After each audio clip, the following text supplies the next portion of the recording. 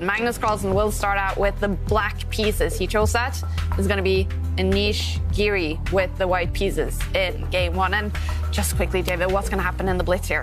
So, as you mentioned, Kaya, 2 games, 1 with each colour, and it's only 5 minutes on the clock per player. They gain 3 seconds after every move, so it's lightning fast. 5 minutes sounds like a lot, but it disappears extremely quickly.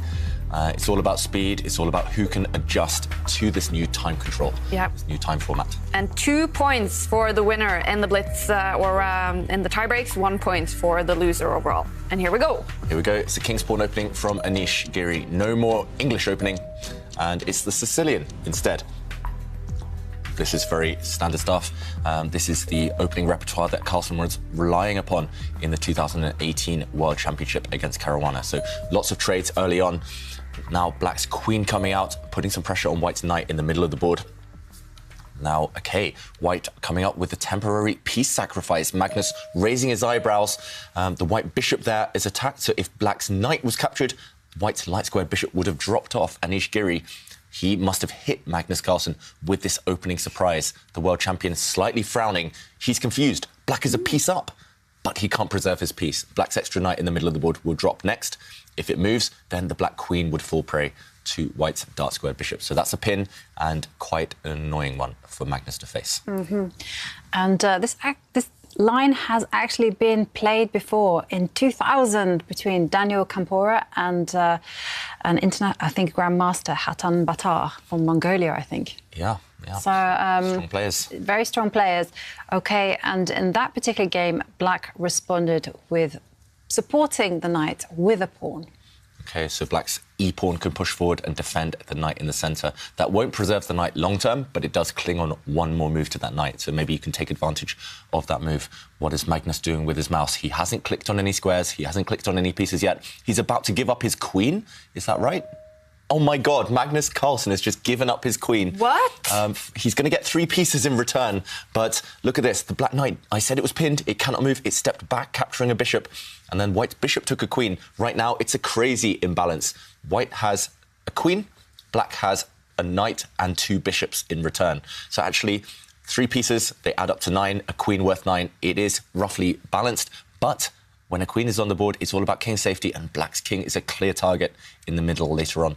Yeah, and I have to say one thing as well. It's all about how those 3 pieces can coordinate. If they cannot coordinate in a good way, don't ever sacrifice your queen. They're all asleep, Black's pieces. Exactly. We should mention as well, White cannot take Black's knight right now on that left side with a pawn, because then Black's rook in the corner would come down and take White's rook. So there's another pin on this A line.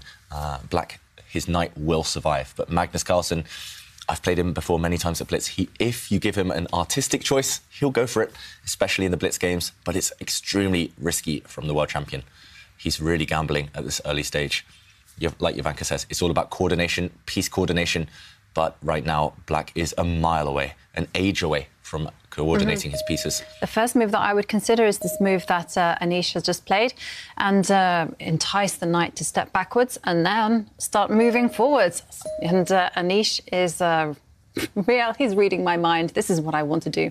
Yeah, and there we saw Magnus, he almost pre-moved retreating his knight because he's also reading Anish's mind, your mind, Jovanka. He's expecting these moves, and Magnus is about to move his central knight in front of the black king out of the way. He's clicked on that piece. Which way is he going to go with that knight, though? Yeah, he's danced around too much, too long already with the black knights. It's really scary for the world champion. The black bishops, they are the problem pieces. They are yet to enter the battle. OK.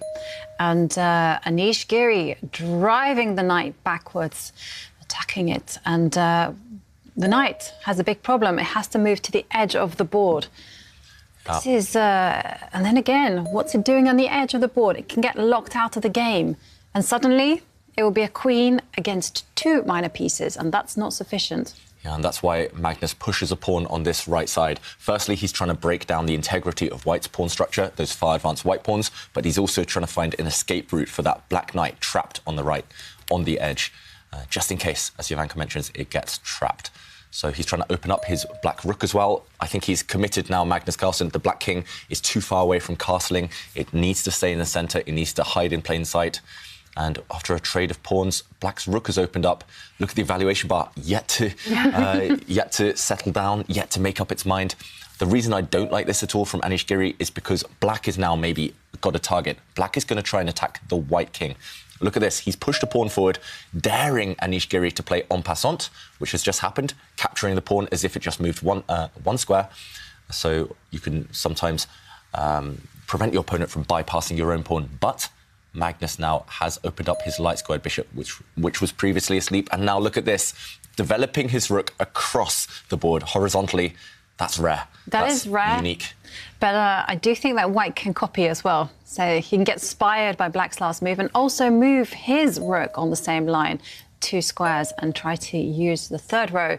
And Anish goes for a different option where he just locks out this black rook. And Magnus, wow, he is playing aggressive chess. He pushes his pawn forward, attacking the knight, driving it backwards, and saying to Anish, hey, every capture that you make is going to suit my pieces. But look at this, Jovanka, because look at white's pawns right now. He's thrown everything forward. All of white's pawns are on the 4th rank. There's also one on the 6th rank. He's not caring at all about pawns, neither side about pieces of pawns. They're not even counting, I think, anymore who's ahead of material. Right now, that white pawn is attacking black's rook on the edge of the board. That pawn can actually just be taken by a black knight, but then white would gain time attacking the black pieces and forcing the black pieces backwards. So Magnus Carlsen, he's given up his queen already. Is he going to ignore his rook as well? Or is he going to move his rook? Is he going to take a pawn?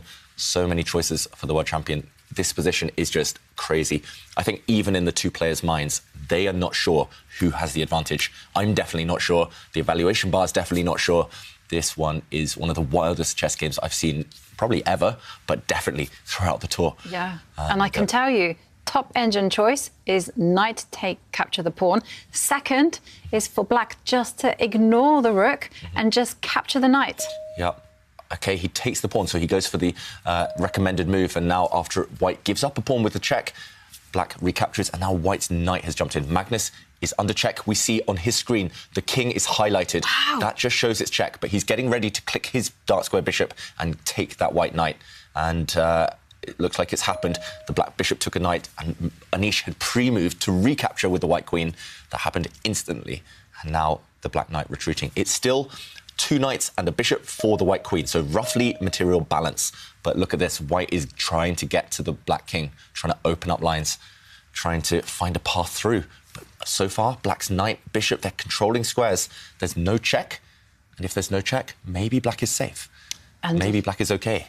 And if there's no check and no threat of checkmate or anything, then probably it means that black can go on the offensive as well. So Anish pushing forward a pawn, trying to lock down the lines.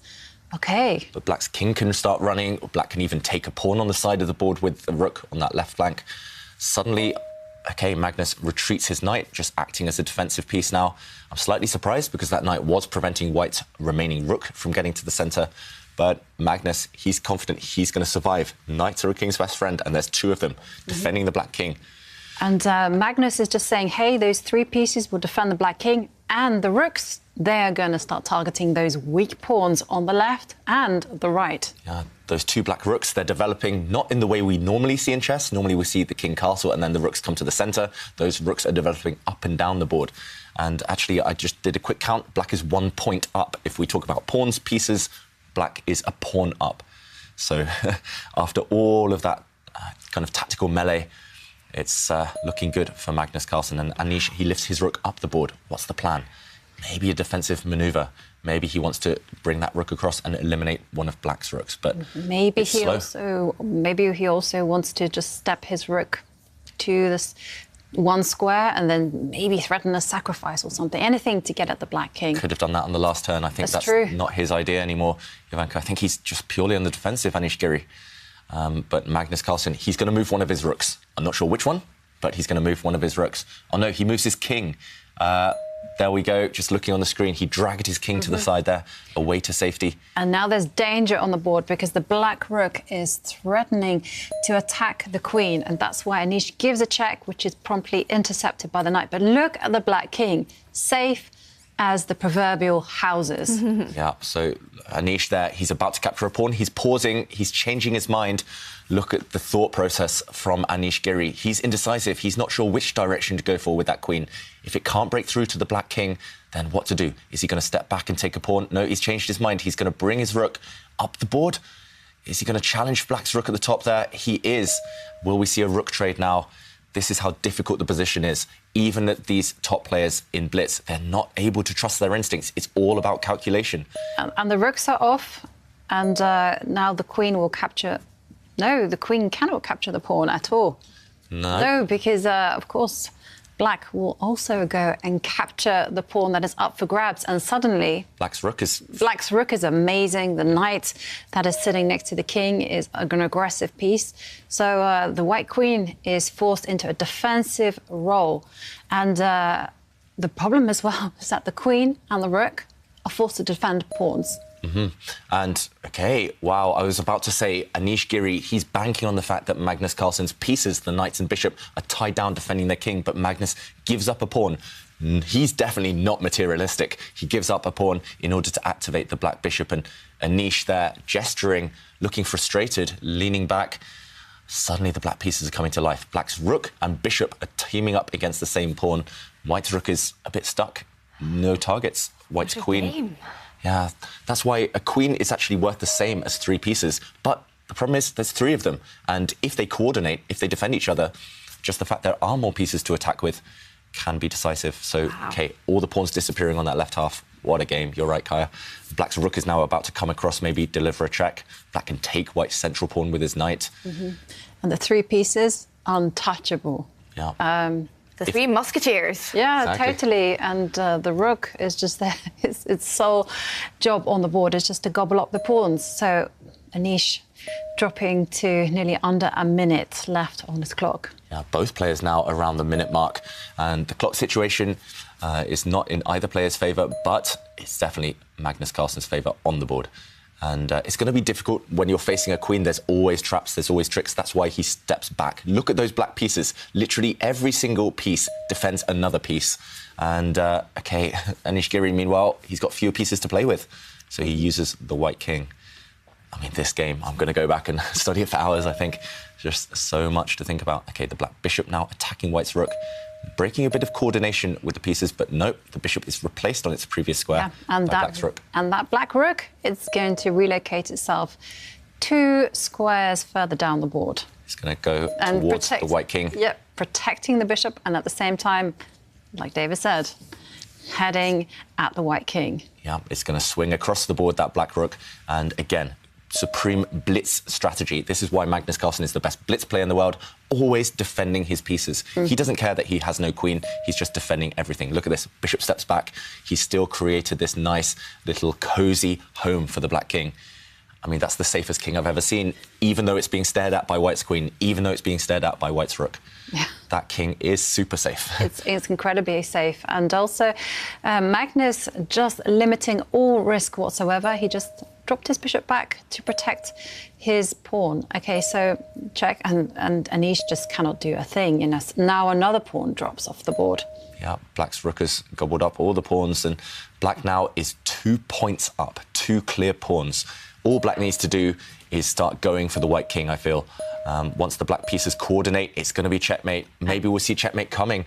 The black pawn can push forward to attack the white queen. OK, Magnus just steps back with his rook. Deadly threat now of checking the white king from the front with the black rook. Also, for black's knight to jump in towards the white king, it's game over, I think. That white king is doomed.